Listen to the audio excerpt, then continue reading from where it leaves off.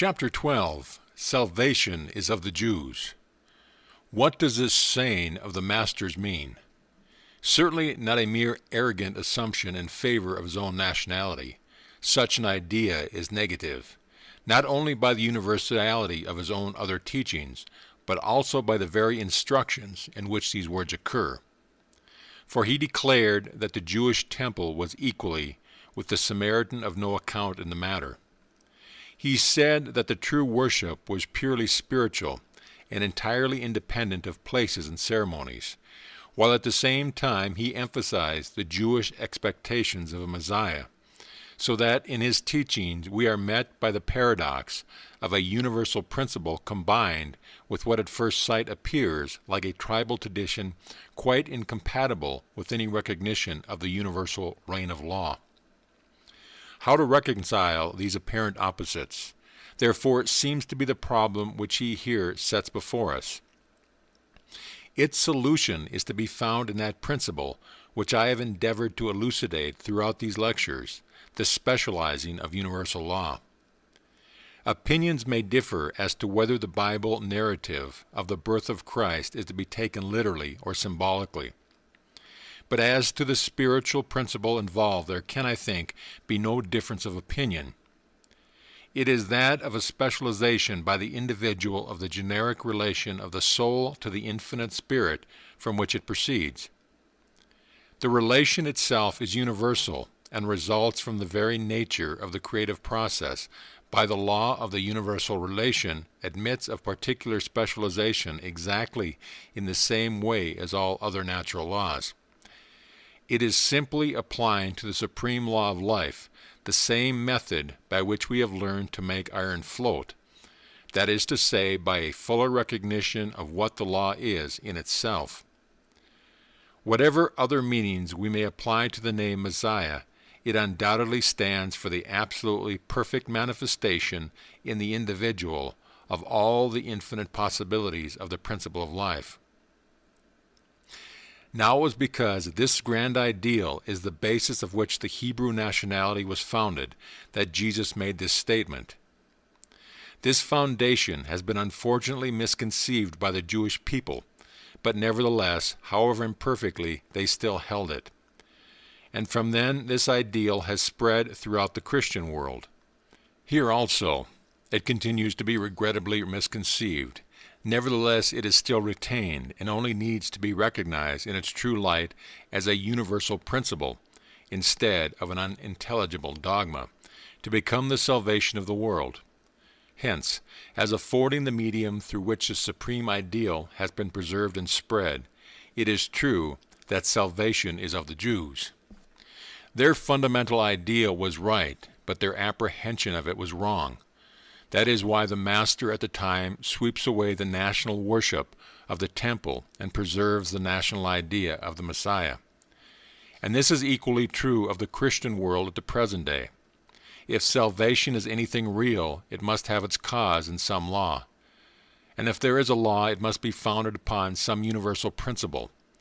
Therefore, it is this principle which we must seek if we would understand this teaching of the Masters.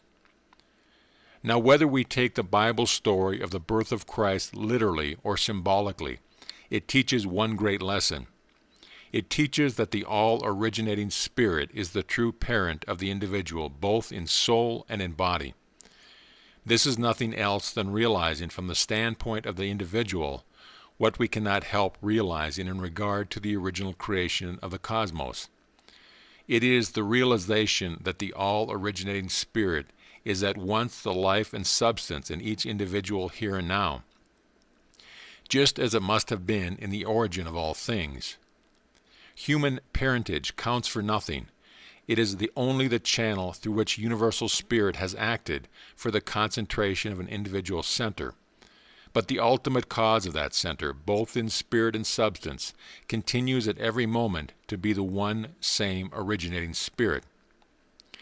This recognition cuts away the root of all the power of the negative, and so in principle it delivers us from all evil, for the root of evil is the denial of the power of the Spirit to produce good. When we realize that the Spirit is finding its own individualization in us, in its twofold essence of life and spirit, then we see that it must be both able and willing to create for us all good. The only limit is that which we ourselves impose by denying its operation. And when we realize the inherent creativeness of Spirit, we find that there is no reason why we should stop short of any point and say that it can go no further.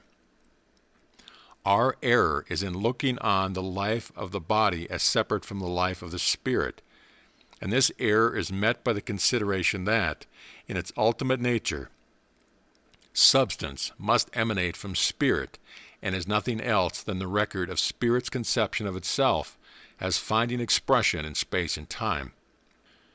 And when this becomes clear, it follows that substance need not be taken into calculation at all. The material form stands in the same relation to spirit that the image projected on the screen stands to the slide in the lantern.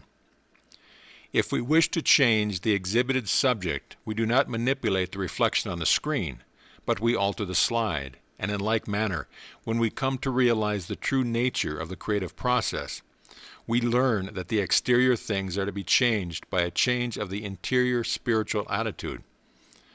Our spiritual attitude will always be determined by our conception of our relation to God or infinite spirit. And so when we begin to see that this relation is one of absolute reciprocity, that it is self-recognition of infinite spirit from our own center of consciousness, then we find that the whole secret of life consists in simple reliance upon the all-creating Spirit as consciously identifying with us. It has, so to say, awakened to a new mode of self-recognition peculiar to ourselves, in which we individually form the center of its creative energy. To realize this is to specialize the principle of life. The logic of it is simple. We have found that the originating movement of spirit from which all creation proceeds can only be self-contemplation. Then, since the original spirit cannot change its nature, its self-contemplation through our own minds must be as creative in, for, and through us as it ever was in the beginning. And consequently we find the original creative process repeated in ourselves and directed by the conscious thought of our own minds. In all this, there is no place for the consideration of outward conditions, whether of body or circumstance, for they are only effects and not the cause. And therefore, when we reach this standpoint, we cease to take them into our calculations. Instead, we employ the method of self-contemplation, knowing that this is the creative method. And so we contemplate ourselves as allied to the infinite love and wisdom of the divine Spirit, which will take form through our conscious thought, and so act creatively as a special providence entirely devoted to guarding, guiding, providing for, and illuminating us. The whole thing is perfectly natural when seen from a clear recognition of what the creative working of spirit must be in itself. And when it is realized in this perfectly natural manner, all strain and effort to compel its action ceases. We are at one with the all-creative power, which has now found a new center in ourselves from which to continue its creative work to more perfectly manifestation than could be attained through the unspecialized generic conditions of the merely cosmic order. Now this is what Messiah stands for, and therefore it is written, "To them gave he power to become sons of God, even to as many as believe on his name." This belief is the recognition of a universal principle and personal reliance upon it as a law which cannot be broken. For it is the law of the whole creative process specialized in our own individuality.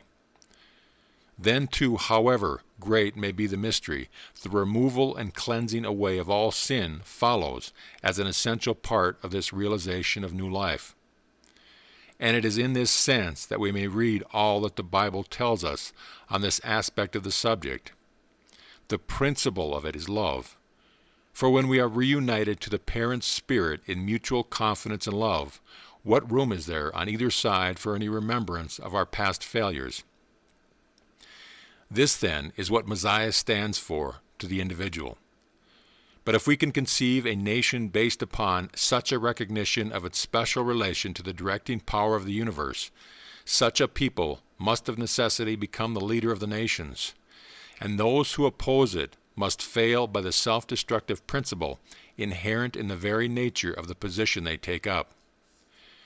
The leadership resulting from such a national recognition will not be based upon conquest and compulsion, but will come naturally.